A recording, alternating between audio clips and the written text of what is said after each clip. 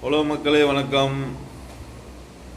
இப்போ குஜராத்தில் சூரத், தமிழ்நாட்டில் தேனி மாவட்டம்.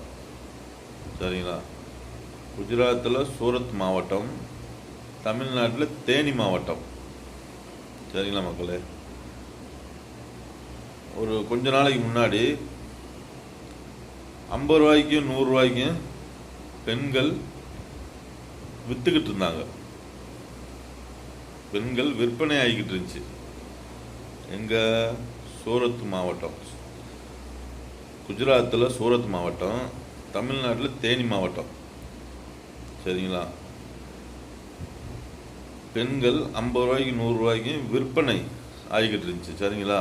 விபச்சாரம் பண்ணிக்கிட்டு இருந்தாங்க. இந்த நிலைமைக்கு பெண்கள் ஏன் போனாங்க? அது ஒரு தொழிலா?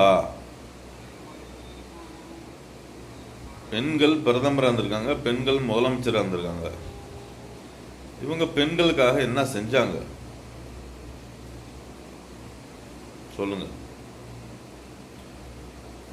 அடுத்து தாத்தா பாட்டியெல்லாம் பிச்சை எடுக்கிறாங்க, கோயிலில் இருக்காங்க, அநாத ஆசிரமத்தில் இருக்காங்க. இவங்க அந்த இடத்துக்கு எப்படி போனாங்க? இதெல்லாம் கணக்கு வழக்கு பார்க்குறது யாரு?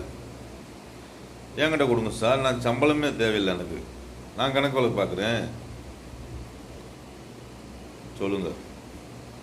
அடுத்து மனநலம் பாதிக்கப்பட்டு ரோட்டில் அலைகிறாங்க. இவங்க யாரு?